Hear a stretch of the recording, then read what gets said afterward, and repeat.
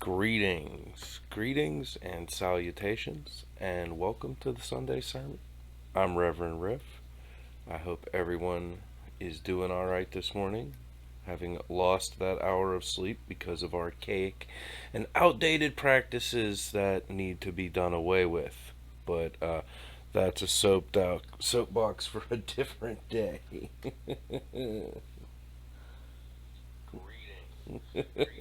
Yeah, is daylight savings in the Bible? I don't know, but if it is, no, it's not in the Bible.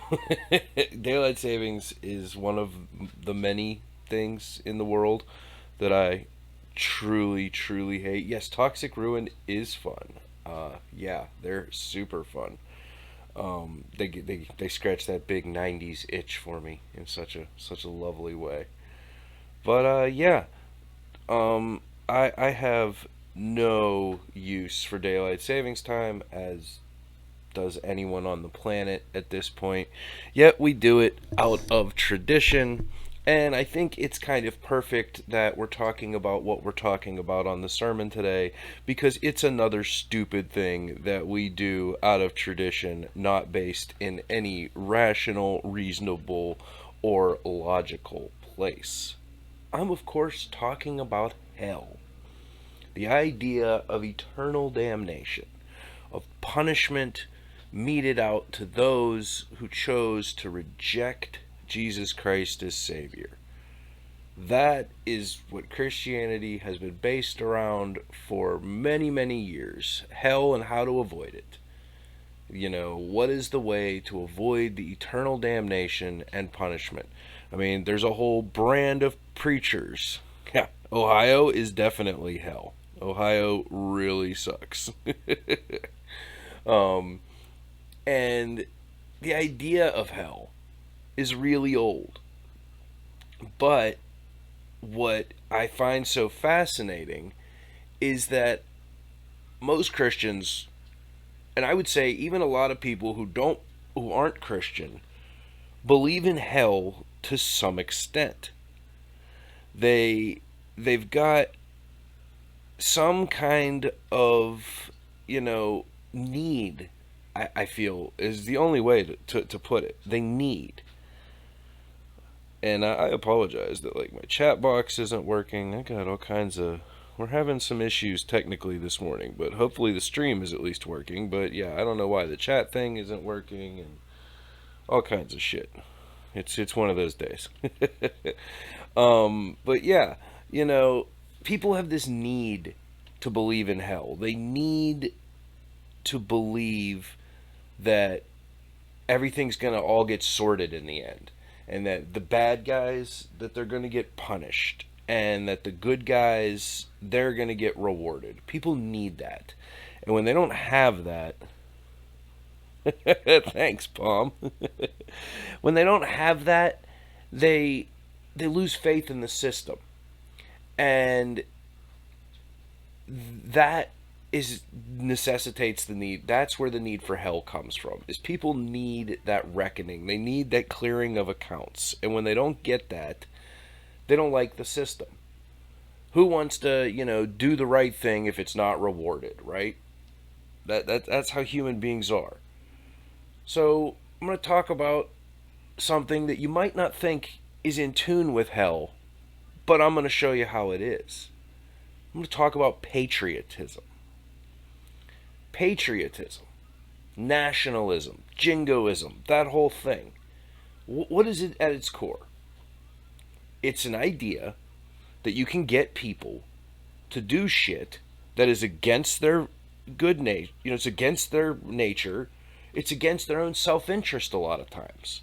But they do it for an idea. They do it because they feel like they're part of something. They feel like they're part of a cause, and the furtherance of that cause outweighs any cost that could be borne by their person.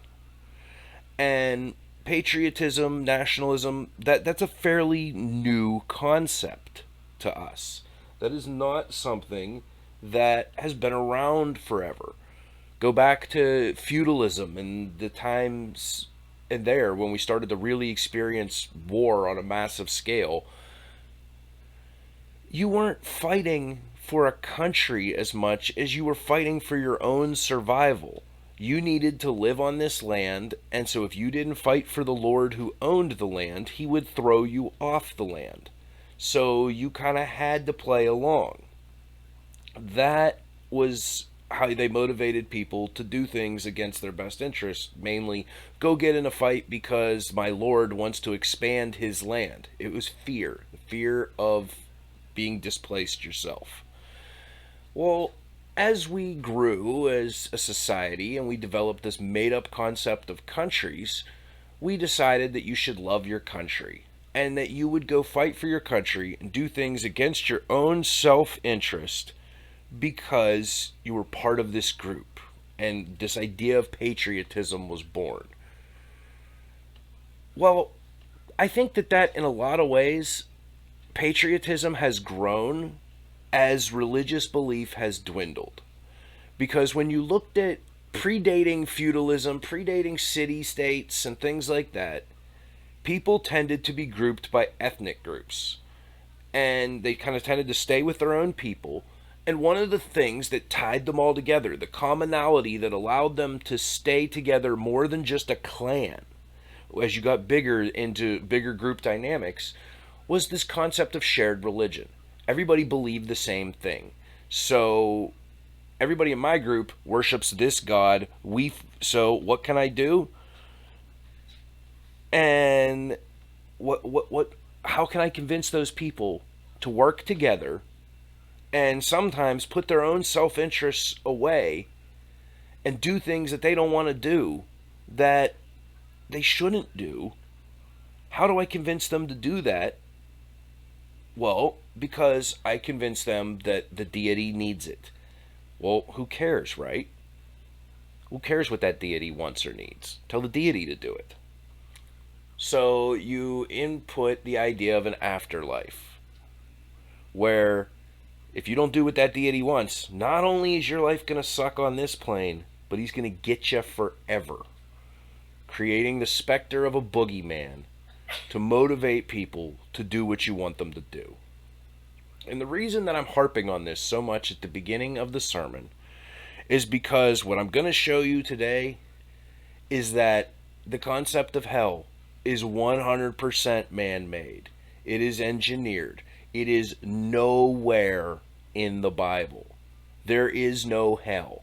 Hell was 100% made up by mankind as a way of controlling people, of convincing them to do things because there was a reward on the other side, or there was at least something to avoid on the other side.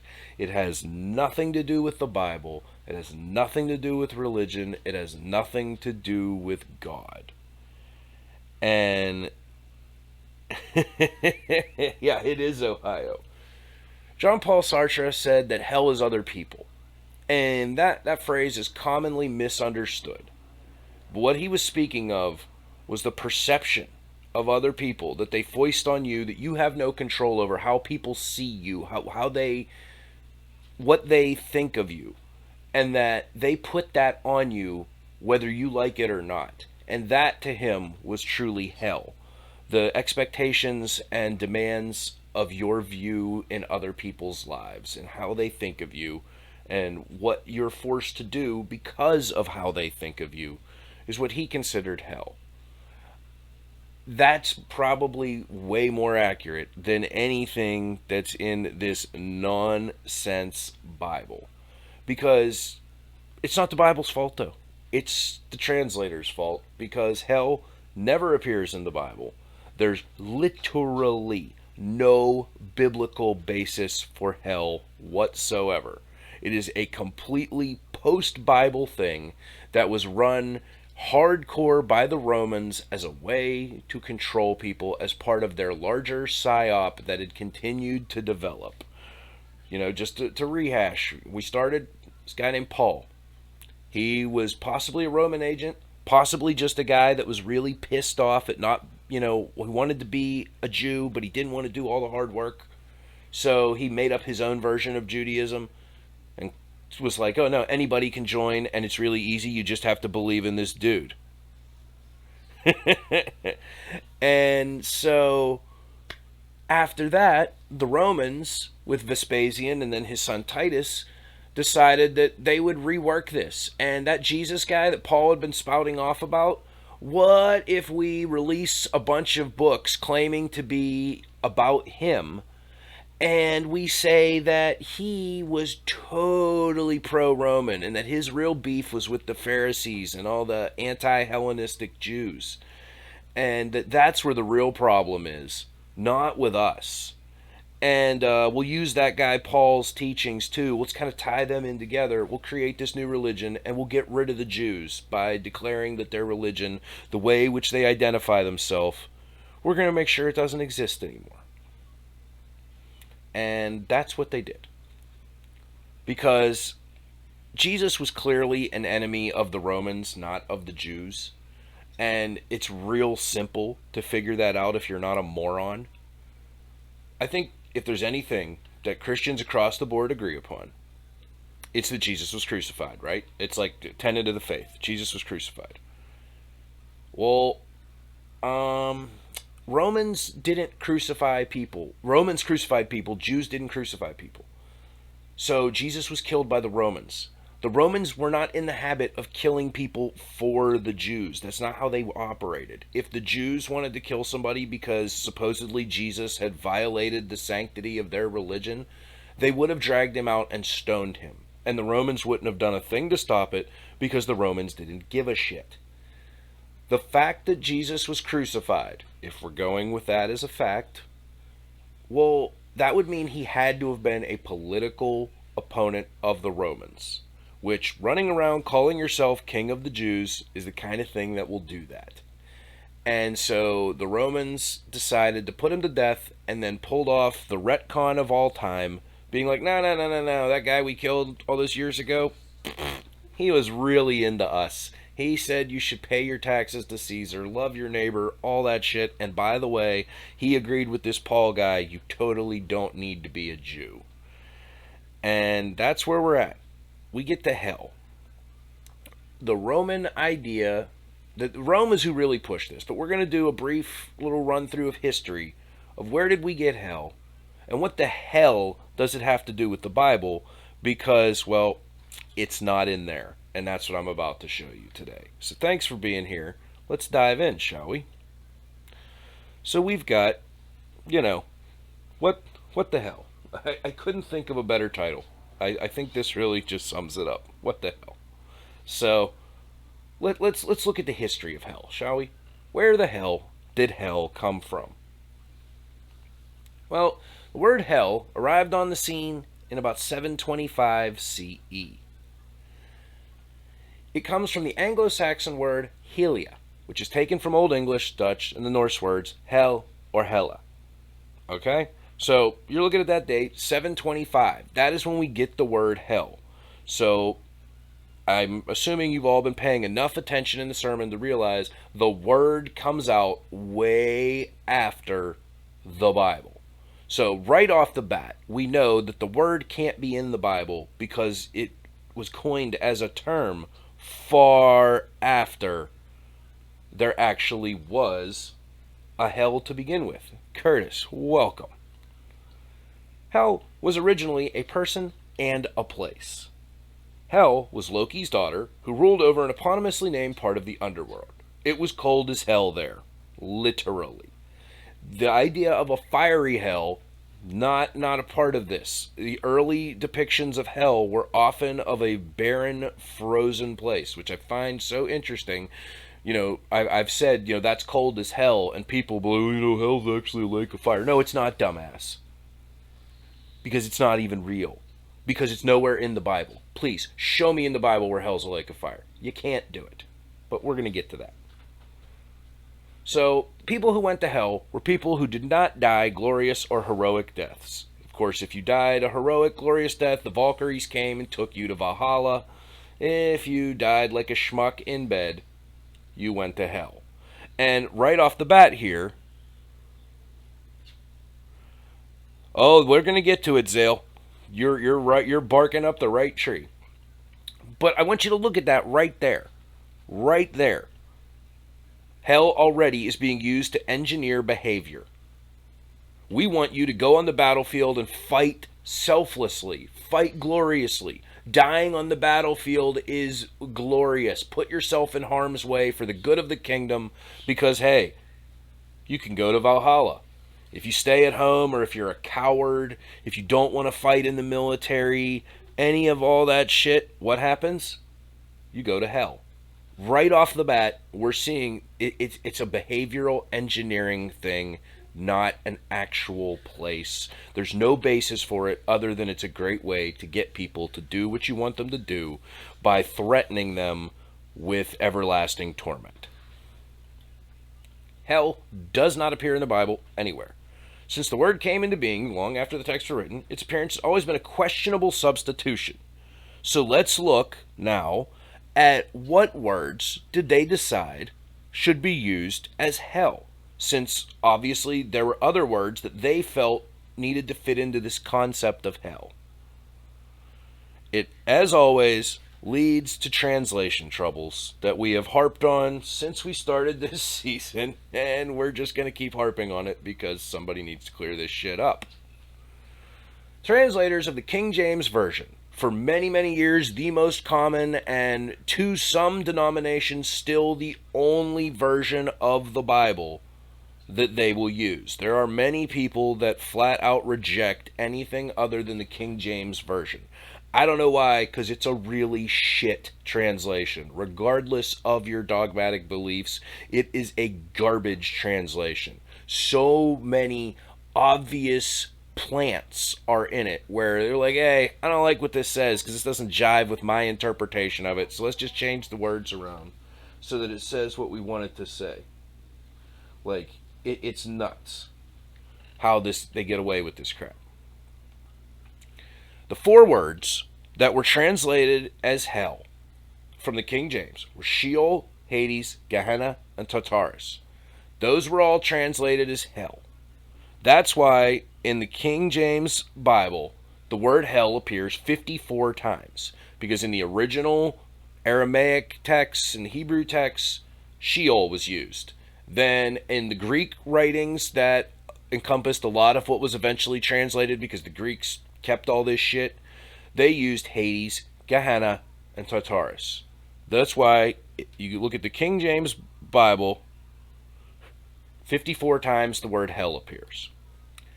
Every time the Bible is retranslated with a better understanding of the language, and especially any translation where the goal of that translation is to get a more honest and close to the original manuscript, the number of times the word hell appears reduces. Again, right there, that should show you that maybe this was not, what the original authors were intending, and instead something foisted upon them by later comers who had an agenda.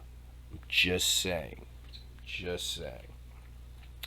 The New King James Version cuts it down to 32. They take out Sheol. They realize that Sheol should not be translated as hell, so they stopped using that. That knocked it down to 32 times. Then the New International Version and the New American Standard Bible, they cut it down to 13. They stopped using Hades, and we'll get to why, and they decided that only Gehenna and Tartarus should be translated as hell. Then you've got the New American Bible Revised Edition. This Bible is officially sanctioned by the Catholic Church. The Catholic Church has like 7 or 8 translations on their website that they say these are the real deal. These are our approved Catholic Church rubber stamped those translations. One of them is that translation, and it has 0. The word hell does not appear in that Bible at all, which I think is pretty interesting, seeing as, the Catholics make a whole lot of money off of hell. But yet, oh, we are going to talk about my favorite translation. We're going to read from it today. Just you wait. Even hellfire and brimstone kingpins, the Southern Baptist Church, has admitted that many of the instances in the original King James translation of hell, even they have been like, yeah, I think we got carried away. The HCSB, which is the Hillman I think it's Hillman College Standard Bible, I forget exactly. It only has 11 mentions.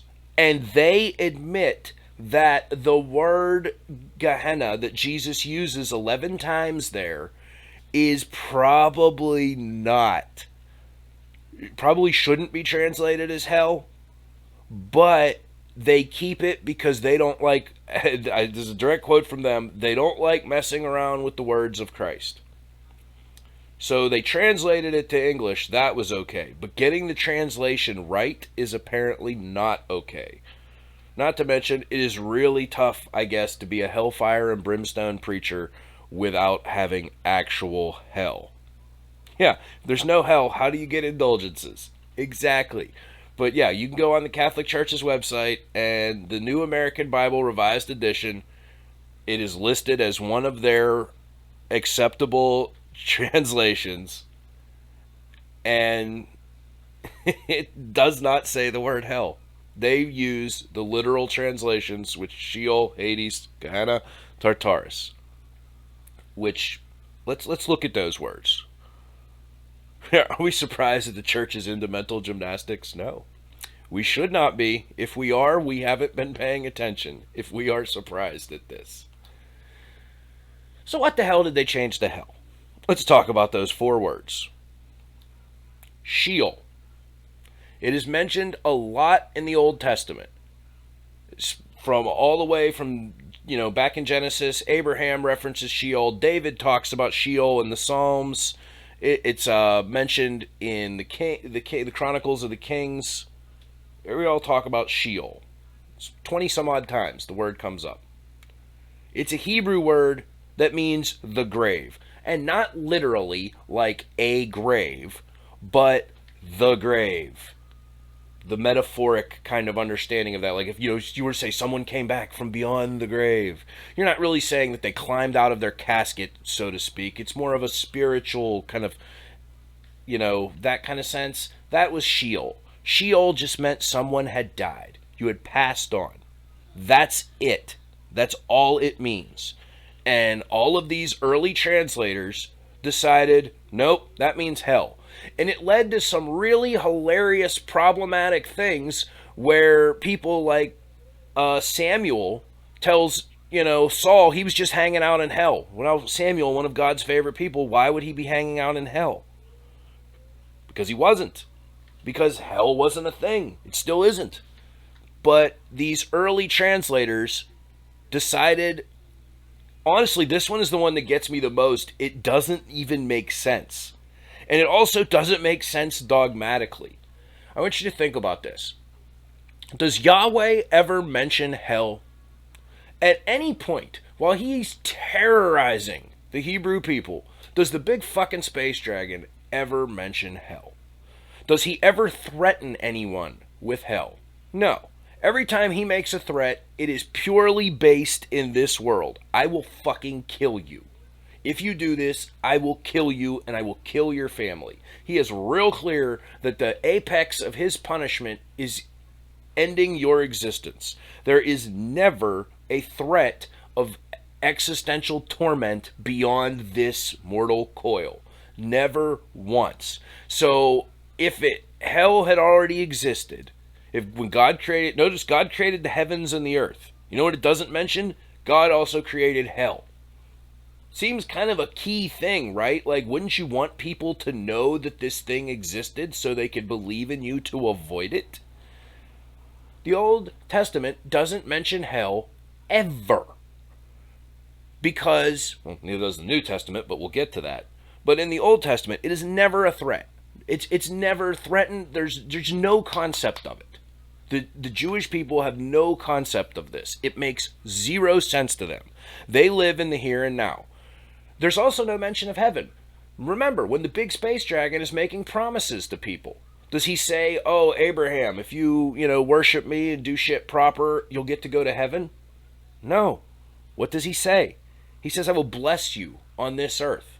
I will make your descendants too numerous to count. You will have riches. You will have an easy life. You will be happy. That's what I'll provide you. And if you fuck with me, I will fucking kill you. Never is there a reward or a punishment beyond this plane. I think that is incredibly important to understand.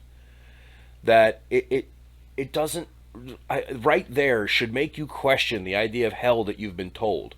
Like, where would God make it up in between the Bibles, in between the Testaments? That doesn't make sense. He goes from a genocidal maniac with a fucking dragon on a leash in the first set of books. Then there's the, between Testament times, apparently he becomes a big softy who just wants everybody to get along and love each other. But yet, he also decides to create a place of eternal torment. That's like the most bipolar shit I've ever heard. I wouldn't want to worship that guy. But, so there we go, we've got Sheol. This word absolutely should never be translated hell, and modern translations have picked up on that and gotten it right. Oh yeah, these Jews, good folks. Hades. Same thing as Sheol here. It refers only to the afterlife, not a specific place where the good or bad people go. Everybody who dies goes to Hades. Anyone who knows anything about Greek mythology understands this concept. That Hades is the afterlife. And so using it in that way, you wouldn't use Hades to specifically say someone is in hell any more than you would use Hades to say they're in heaven. When you're saying Hades, you're just referring to the afterlife. You're speaking of the realm where the dead go. You're not specifically referring to eternal punishment or damnation. Yet the old translators were like, nope, Hades, that's definitely hell, right? Got it, hell. He's talking about hell. He's not talking about hell. He's talking about the afterlife. It's a big fucking difference. Get it together. Yeah. Now we get to a word that you could actually translate as hell. It's used one time. In the whole bloody Bible, it's used one time very specifically. And we will look at that. But yes, Tartarus, you could actually say is hell. And I like to pronounce it Tartarus. Some people say Tartarus. Say whatever you fuck you want. The point is, it's hell. This is where bad people go to be punished in the afterlife. Although, again, very important distinction here for those of you that are not up on your Greek mythology. Almost nobody goes there permanently. It is a place where you go, you get some punishment, and then maybe you get to come back. You might get to get reincarnated. The people who go there permanently are the Titans. Who are the Titans? They rebelled against the gods. The white sauce you put on fish. The Titans who rebelled against the gods, and then people who directly challenged them, like Sisyphus, he was an inhospitable host, and he directly challenged the gods, so he's there rolling that boulder up a hill for all of eternity. The average person did not concern themselves with eternal punishment. There might be punishment in the afterlife, but it was not going... Yes, the gods threw the Titans there. The Titans were there, and a few really bad people, like the worst of the worst, the Hitlers of the ancient world, went to hell. Your average guy didn't concern himself with it. He was not going to be there. It's not going to be a problem. The Titans rebelled against the gods. What do you get for rebelling against the gods? You go to hell. Gehenna. This is the one that is the most complicated. So I will do my best to explain this. It's stupidly complex. So let's chat for a minute as to what the fuck this word means. Because this word has caused much consternation over the years for a lot of people. Gehenna refers to the valley of Hinnom. Okay? The valley of Hinnom is a place in the southwest of Jerusalem. Gehenna is an Aramaic way of saying that.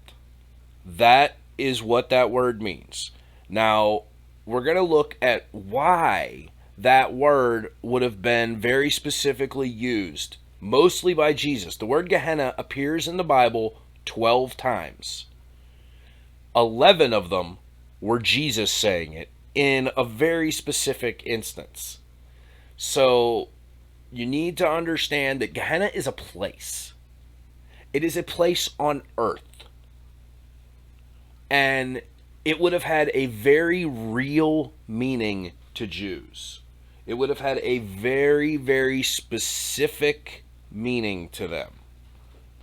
And so I wanted to stress that before we get into talking about Gehenna here, that it's a place. It is a place that would have made sense to any Jew. Much like Bale, you illustrated our point perfectly. How many times did Jesus say it? Oh, Christ. That fucking guy. When Bale and I are joking about Ohio, and we're saying, oh, Ohio is hell. That's exactly what Jesus is doing with Gehenna. He is he's using a really shitty place with a shitty history that would have been understood by all to illustrate a point. And so I feel like I needed to stress that before we lean into Gehenna here. Yes, Jesus also hates Ohio. That's what I want you to take away from this sermon. That Jesus hates Ohio. I should just stop now. I'm going to go on just because I made the slideshow. But you've already gotten the point. So Gehenna. What the fuck is Gehenna? The Valley of Hinnom, southwest of Jerusalem, as I stated. But yeah, it's been a few things over the years. Moloch. Pictured right there. We think. We don't really know. That's one of the confusing things about Moloch. We don't know whether Moloch was actually a Canaanite deity, whether Moloch was the name of the idea of sacrificing children. Moloch just literally means sacrifice. Some people considered any form of child sacrifice Moloch. Some people believe that Moloch was a god who demanded child sacrifice. We're not really sure what the actual scoop is, but we know that people burned babies alive in this valley to Moloch. There is some reason to believe that some of these people were actually Hebrews, and when shit got really bad, they went and sacrificed their children to. Some people believe that they were sacrificing their children to Yahweh. And that is why the Bible so adamantly points out, other than the story of Isaac, that child sacrifice is a big no-no. It also makes the Isaac story make a little bit more sense if you believe that there were people at the time who were doing child sacrifice, kind of taking it on themselves to be like, look, we gotta appease this big fucking dragon somehow. I'm killing my kid. I don't know how you get there, but apparently you can get there. But there was a whole lot of child sacrifice that went on in this valley. Because of that, the Jews eternally considered that valley unclean. You didn't go to that valley. You stayed the fuck out of there. There was bad juju there. Because a whole lot of kids had been sacrificed. Maybe they were sacrificed to Yahweh. Maybe they were sacrificed to this god Moloch. They were always sacrificed by burning. They believed that there was this giant statue, and what's going on in that statue with the drums, it's a very descriptive picture. They would heat the statue up until, kind of like the bronze bull. Straight to Moloch with you. Well, what they would do was, they believed that this statue of Moloch had either a bowl or the hands were open like that. It would be heated up till, with a fire inside of it. Then the priest would take the child and put it in the hands or in the basket, immediately, obviously causing it insane pain as it burned to death. They would beat the drums and blare trumpets so that the father standing by would not be able to hear his child's cries of anguish. Because if the father showed sadness, it would negate the efficiency of the sacrifice. Yay, history. Glad I've brightened up all your mornings with that. I didn't want to be the only one who knew that shit, so now you can have nightmares about it too. Now, after all that nasty business of child sacrifice, they decided this valley was good for nothing but a trash heap. So the Jews, and then this is what it would have been in the time of Jesus, and in the time of the Romans, Vespasian, all these guys, it was a literal trash dump. The only people that went there that were not burning trash were people that had leprosy, people that were absolute outcasts of society. The worst of the worst. People that no one wanted anything to do with. This is where you went. You went to Gehenna. It was a fucking trash heap. A literal dumpster fire, if you will. That's what this place was. That's the concept of this place. Now, while it sounds like a really awful place, you know what it doesn't sound like? A place of eternal torment and damnation.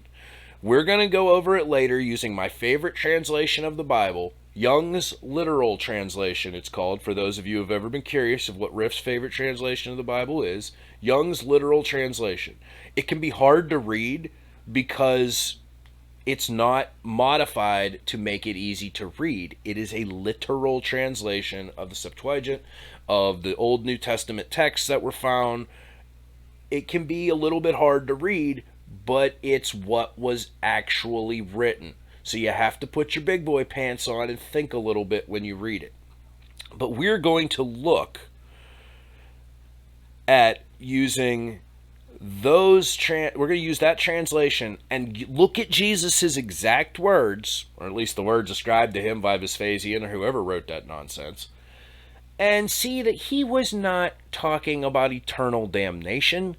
He was talking about the garbage dump that was the dumpster fire.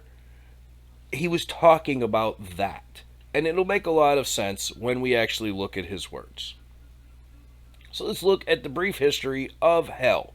Since we've now identified that the 4 words that are in the Bible, only one of them could even possibly remotely mean eternal damnation, and that the others very specifically do not mean that, let's look at where did the concept of this idea of hell, this place where the people suffer eternally, even if it wasn't our specific hell, where did these ideas come from?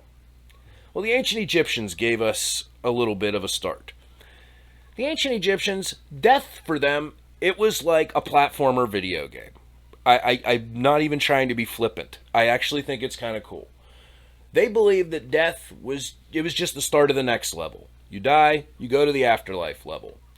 Your heart is weighed on a scale against a feather, and if your heart is heavy, it's because you were a piece of shit. If you're a really bad piece of shit, they just throw you into the lake of fire, and you're done. Not they throw you into the lake of fire for eternal torment.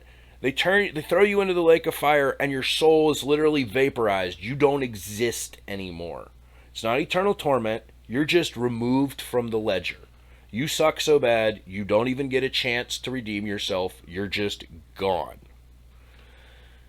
That's where the phrase lake of fire, that comes from the Egyptians. We have them to thank for that.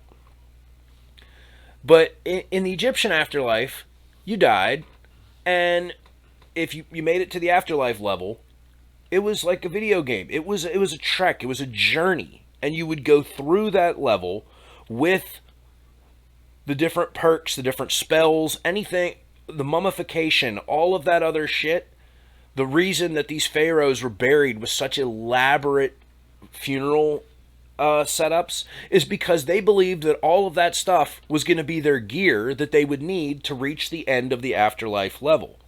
If you didn't reach the end of the afterlife level, which very few people did, especially on their first try, you were then sent back to Earth, you were reincarnated, and you tried again. And the goal was that if you could get further in the afterlife level, Then when you got reincarnated, you get reincarnated at a higher station in life. And so then you'd be able to prepare for your return to the afterlife level better this time. Until eventually you would be able to take enough gear with you that you would have all the stuff you need to beat the bosses and get to the end of the level, which was eternal bliss. That is how the Egyptians looked at the afterlife. It was platform gaming, and it's pretty cool. The ancient Greeks. Up until Plato, the only people that got everlasting torment, the only people that actually went to Tartarus, the only people that really got it, bad, were the worst of the worst. You had to challenge the gods. You had to literally thumb your nose at the order of things. You did that, you got you got punished big time for that. But everybody else, your average person, it wasn't like that. Plato decided, nah, that's not good enough. It can't just be challenging the gods. Murderers, rapists, people like that, they should be eternally punished too.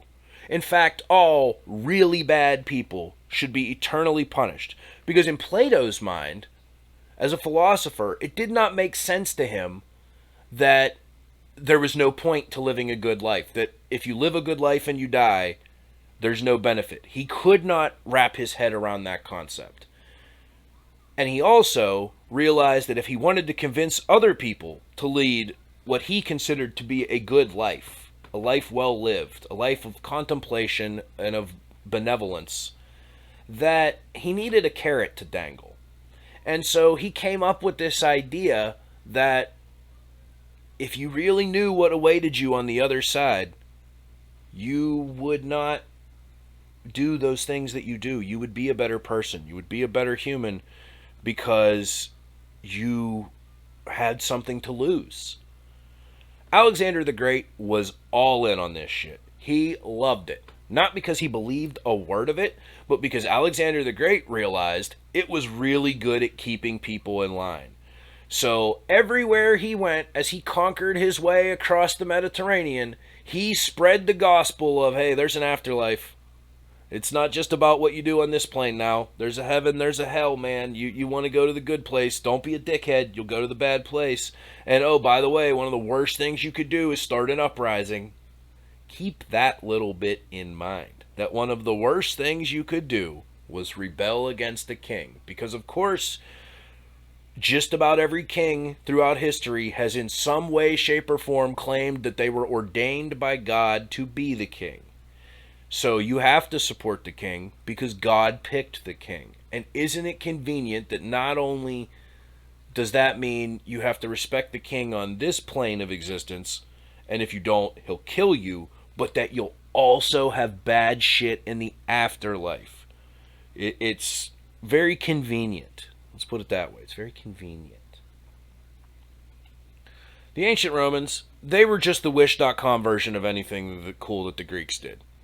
The Romans, they loved this concept of the afterlife and keeping people in line. They just added a little bit more panache to it. And the Romans are really the ones who decided, you know what? It's not just for the Hitlers of the world that get eternal punishment. It's anybody who's bad. And the Romans decided that they would use it as the ultimate carrot. Forget about how shitty your life is on this plane. Focus on the next one. We're going to screw you over, but you should try and enjoy it because, hey, blessed are the meek. They shall inherit the kingdom of God. Just be quiet. Just take it. And, you'll get yours in the other side. You'll get your checks in the mail. You get it on the other side. That's what the Romans really added to this, and that is why their notions helped format what we believe hell. The Pharisees, they were the first people to try to integrate this into Jewish life. It didn't work real well in that no Jews today that I've ever met believe in hell. To a Jew, if you live a life well lived, you die, you're absorbed into the bosom of Abraham, and you're just at peace. You're just at peace. That's their version of heaven, if you will. And if you're a piece of shit, you just don't get absorbed. And so you just kind of cease to exist, but you're absent from God. And to a Jew, that would be hell. To not be a part of God. To not be reabsorbed back into the collective. The Pharisees, they wanted a little bit more of a literal hell because they were using it for the same thing the Romans were doing. They were trying to control people. That is where it seeped into Christianity, was the Romans and the Pharisees using this for their advantage.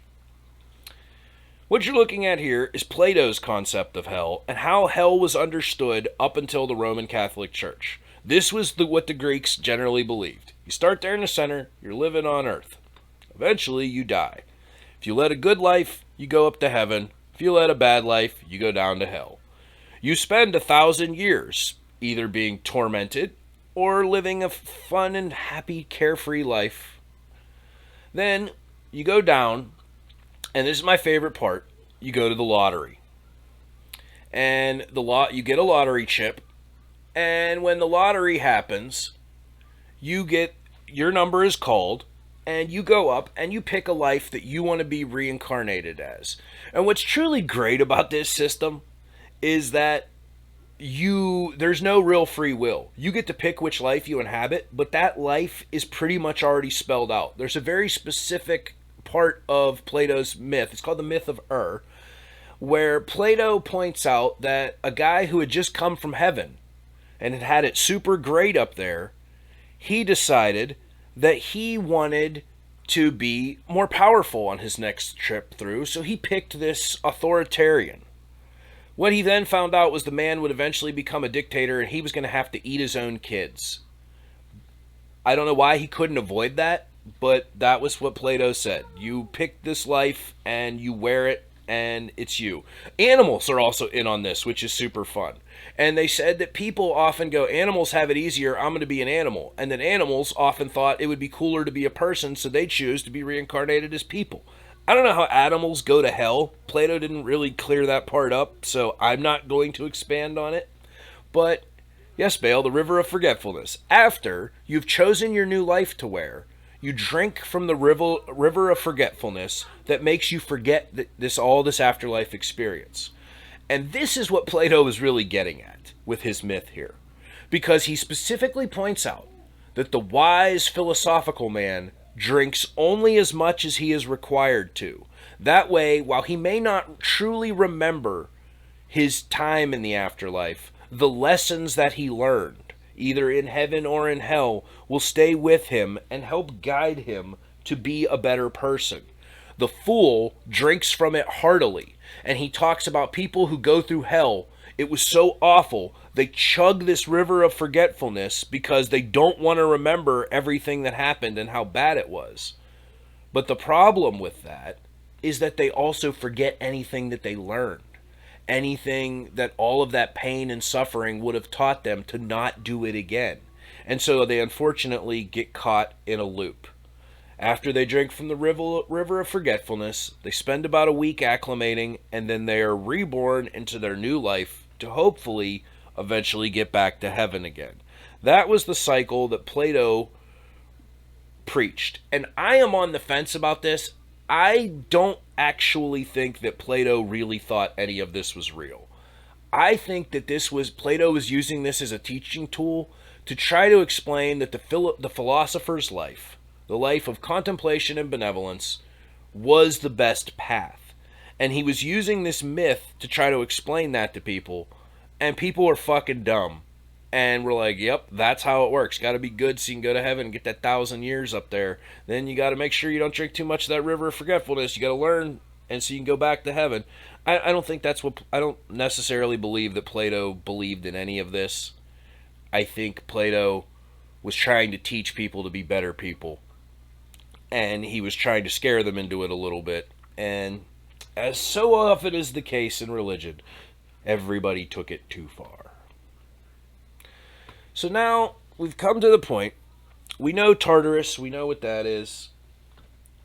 we know Gehenna. These are the two that are still in the Bible. Now, I've explained to you that Gehenna is a place, a very real place. You can go there today. It's actually been cleaned up a lot. There's even a resort not far from there. You can go there today. So, why was Jesus, again, there's only 13 mentions of hell in the New Testament. We're going to now take just a few minutes as we close out our sermon today, and we're going to read all 13 of those. And I want you to tell me if you think he's talking about a literal hell, the actual hell, fire and brimstone, or is he making a point using a specific place that would have been understood to those people to mean a really shit place and on the outskirts of society, that you would be an outcast? Because I think that's more what he was going for, keeping in mind that he likely didn't say any of this shit. This is what Vespasian said he said, and you need to read it with that in mind too. That what you are reading is a very specific conversation. Almost all of the mentions of Gehenna by Jesus come when Jesus was rebuking the Jews. He was rebuking the Pharisees and people that clung to Jewish faith. Jesus was rebuking them for being Jews and saying, why don't you just be more like the Romans? You're going to end up out there on a dumpster fire if you don't. Read it with that context, and you tell me if you think he's talking about a literal hell or what I said. First in Mark 9:43, because, of course, Mark was the first gospel. And if thy hand cause thee to stumble, cut it off. It is better for thee maimed to enter into the life than having the two hands and go away to the Gehenna, to the fire, the unquenchable. And again, what we're reading here is all in Young's literal translation. That way, it doesn't say hell. It says Gehenna, and we are taking them as close to what was originally written. If your hand, we've all heard this phrase before, right? If your hand offends you, cut it off. Because it's better to be maimed than to have two hands and go to hell. We've heard that phrase a lot. But is Jesus talking about going to hell? Again, he's talking to the Pharisees here. And he's saying, because the Pharisees are saying, we can't stop all of these traditions and rituals that we do. These are what make us Jewish. And Jesus is like, you don't knock that shit off, you're going to end up in the dumpster. And if thy foot cause thee to stumble, cut it off. It is better for thee to enter life lame than having 2 feet be cast to the Gehenna, to the fire, the unquenchable. Again, this is 2 verses later. Jesus he's on this. Cut your hands off, cut your feet off. Do whatever you have to do to not get thrown in the dumpster. But again, Jesus, he's not giving you any insight. If Jesus is talking about hell, he's not telling you how to avoid it. Cut your hand off, cut your foot off. That's clearly metaphorical. But to save yourself from what? What the hell are you saving yourself from? He gives you no context here. This wouldn't make any sense if he's talking about this idea of hell that none of these people have ever heard of before. But if he's talking about literally, you will end up in that fucking dumpster fire over there if you don't do this, all of a sudden, it would make a lot more sense to people. If thine eye cause thee to stumble, cast it out. It is better for the one-eyed man to enter the reign of God, having 2 eyes, and be cast in Gehenna of the fire. So there we go. Jesus uses this word 11 times in the Bible. Here's 3 of them right there in one conversation. He's repeatedly saying to the Pharisees, all this stuff, all of your pomp and circumstance and all this shit that you do, is it worth doing all that if you're going to end up in the dumpster out there in the trash heap? That's a threat from Rome is what this is. There's no other way to read this. This is a threat to get with the program or end up in the dumpster.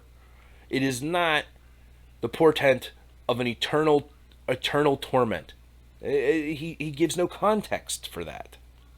Let's keep going. We get to Matthew.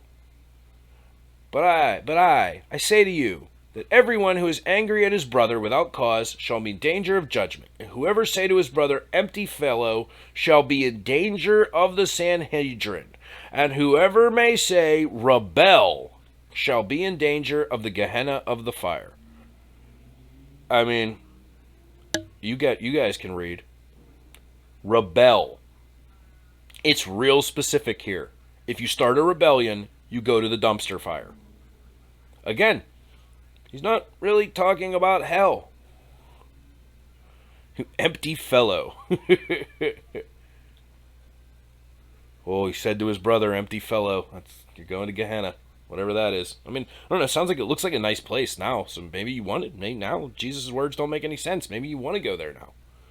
But if thy right eye doth cause thee to stumble, pluck it out, cast it from thee, for it is good that thy members may perish, and not the whole body be cast into Gehenna. What you're seeing there is Matthew, who we know from our earlier studies have completely rewrote Mark.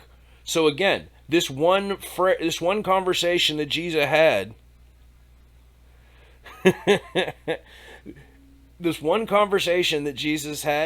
accounts for 6 of the 11 times that he used it, because he really used it 3 times, and then Mark rewrote those 3 times.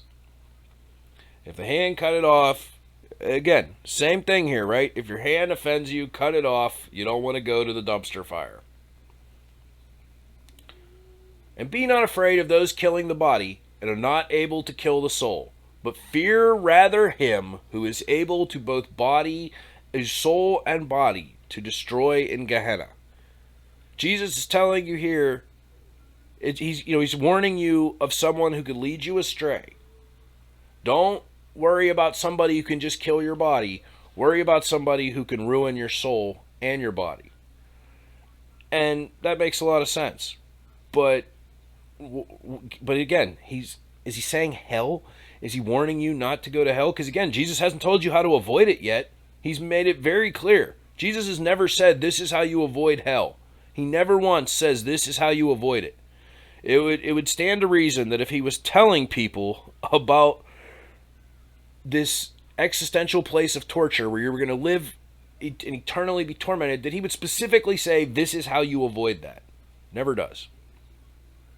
Woe to you, scribes and Pharisees, hypocrites, because you go round the sea and the dry land to make one proselyte, and whenever it may happen, you make him a son of Gehenna twofold more than yourselves.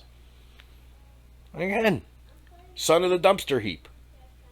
That makes a lot more sense than son of hell twofold more than yourselves. What's he saying here? Again, if you follow the scribes and Pharisees, if you hang out with those guys, you're going to end up in the dumpster fire. This is very, very clear propaganda here that is in no way, shape, or form talking about eternal torment. It is Jesus rebuking the Pharisees and saying, if you motherfuckers uprise, you're going to the dumpster heap. Which is, really it's not Jesus saying this. It's Vespasian. Like, remember when I curb stomped your city? Do you want that to happen again? Because that's how this happens again. These are threats. These are not warnings of, eternal damnation. These are direct threats to the Hebrew people living in Palestine at the time, with the Romans being very clear that they will burn you motherfuckers if you do not quit acting a fool. Serpents, brood of vipers, how may ye escape the judgment of the Gehenna? He's once again talking to the Pharisees there, in case you didn't know who he was calling serpents, brood of vipers. He's really not a fan of the Pharisees. Why? Because they were the ones fighting Hellenization. And so they were the ones that were pushing back against this Roman idea that you don't need to be a Jew anymore. You don't need to nip the tip. You don't need to, avoid pork. You don't need to not have cheeseburgers. Just come on. Just believe in Jesus. Otherwise, you're going to the dumpster fire. Luke, his one time using it. But I will show you whom you may fear. Fear him who, after the killing, is having authority to cast the Gehenna. Yes, I say to you, fear ye him. As you see, that is clearly just a remix of Matthew 10:28. So again, Jesus had like one conversation in his life where he referenced this dumpster fire on the outskirts of town. Theoretically, he had one conversation in his life, and people have built an entire concept around it. It's pretty impressive, because he never mentioned it. The one time it's mentioned where it's not mentioned by Jesus, it's in the book of James. Catholics love the book of James because the book of James gives you the impression that you can get into heaven through works, that it's not just faith in Jesus, that works do matter for whether you're on God's good side or not. And the tongue is a fire, and the world of Hi, everybody. the world of unrighteousness. So the tongue is set in our members. Declan, please stop. Which is spotting our whole body and is setting on fire the course of nature, and is set on fire by the Gehenna. Again, he's talking about talking shit. You can read that literally. Don't talk shit. Because the tongue is a fire, and it sets everything on fire like the dumpster heap on the outskirts of town. James is not warning you here about everlasting torment in hell. He's saying don't talk shit because it sets things on fire. You cause a lot of problems when you talk shit. It's really, really clear. And finally, the one time that Tartarus is mentioned, I told you, this was the one that you could actually translate as talking about hell. This is the one time that talking about hell might actually make sense in the Bible. It's from 2 Peter 2:4. For if God's messengers who sin did not spare, but with chains of thick gloom, having cast them down to Tartarus, did deliver them to judgment, having been reserved. It's a very specific verse. I want you to read those first few words. For if God messengers whose sin did not spare. What he's talking about, very specifically there, is not you or I or any people. What he's talking about is the angels that rebelled, which fits in perfectly with the Greek belief of the Titans. It lines up perfectly. The Titans rebelled against the gods. They got cast down. The author here of 2 Peter, who would have been Greek, is clearly making that same allusion and comparing the angels who rebelled against God in the story, the ones who followed Lucifer, that they're the ones that will go to Tartarus. And it makes a lot of sense because, again, it's rebellion. Anything rebellion based gets you sent there. Because again, the Bible was made for crowd control. The New Testament specifically is made for crowd control. It is a pacification manner designed to destroy Judaism. Because Judaism was what kept giving the Romans a headache in the area at the time. They fashioned the concept of hell way later, way after the Bible was written. The idea of hell began being formulated by the Roman Catholic Church as a means to control people, as a way to say, hey, we can only make your life so shitty on this plane, but it can last forever on the next. So why don't you put up with the shit on this plane, or it gets worse in the afterlife? And they were able to scare people into doing what they wanted. It's heartwarming. It really is. It warms the cockles. But I would like to now point out to you that you have all now read every mention of hell in the Bible. Every one. Did any of those sound like what you were taught in Sunday school? Because none of them came across that way to me. So anybody that tells you that they believe in the biblical version of hell has some splaining to do. Because what they actually believe in is the folklore version of hell popularized by Dante and so many others dating back to Plato. It has no attachment to the scriptures whatsoever. So you could be a Bible-believing Christian and not have any belief in hell. In fact, the only people that could claim to be Bible-believing Christians would have to say that they don't believe in hell because it's not real. It's not in the Bible. It's always been a concept made up to abuse people. That's all it is. That's all it's ever been. So thank you for being here this week. And I hope you sleep just a little bit better, knowing that for all of our blasphemy here, you're not going to hell, because it doesn't exist. It's not in the Bible, it's not anywhere but in storybooks. And I'm not worried about Death Eaters coming to get me any more than I'm worried about going to hell. Because Harry Potter is as real as the concept of hell. Perhaps it's even more real. So I hope everybody enjoys the rest of their abbreviated Sunday. Fuck you, daylight savings times. And yeah, we will be back. We will actually be doing Real Scary this week. I apologize for threatening to do it last week, and then I went to a concert. So I will be doing it this week. So we'll be back on Wednesday with that. Next Sunday, we'll be right back here as we continue our journey through the psychological operation that the Romans pulled off that has been ruining our lives ever since. Thanks, everybody, for being here. I hope you have a wonderful day. And, yeah, do something fun for the hell of it. Take care, everybody.